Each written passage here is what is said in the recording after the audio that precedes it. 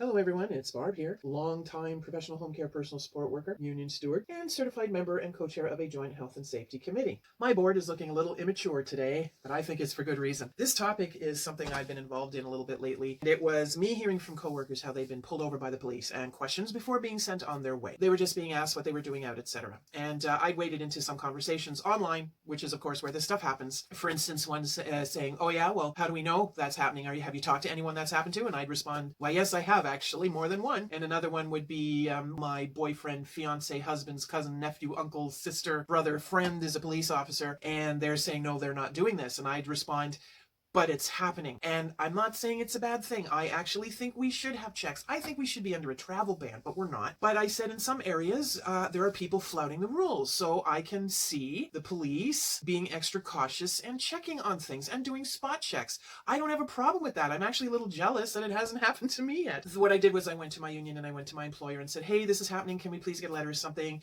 Employer responded, "Well, there's not an issue right now. Like there's no travel ban or anything. So just stick with your ID and answer the questions. And if there's a problem, call the office." And I said, okay, that's what I was telling people anyway. Well, today we got something from the office, an emergency services letter that we will now have to show if we are questioned. That prompted me to do a bit of research, and it led me to find this. It's under the Emergency Management and Civil Protection Act. It's under ontario.ca/laws/regulations/200114. Ontario Regulation 114/20 under subsection blah blah blah, enforcement of orders. And it goes from March 31st to whenever it ends up being. Schedule 1, enforcement of orders. Requirement to identify 1. A police officer or any other provincial offences officer within the meaning of subsection 1(1) of the Provincial Offences Act who has reasonable and probable grounds to believe that an individual has committed an offence under section 7.0.11 of the Emergency Management and Civil Protection Act may require the individual to provide the officer with the individual's correct name, date of birth, and address.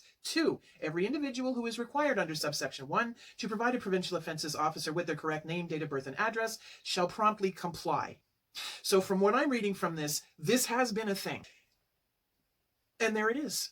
So, in your face, yes, I'm feeling a bit bumptious. I'll try not to be so annoyingly so, but that's what I found, and I'm given to understand that is what is happening. As I said, I'm not saying it's a bad thing. They would just give me such a hard time and no, it can't be happening, and I would say, and yet it is. As I said, as long as you're following the rules, you're fine. Stay healthy, stay safe, do what you're told, be nice to your fellow human, don't hoard all the stuff, and I'll see you on the flip side.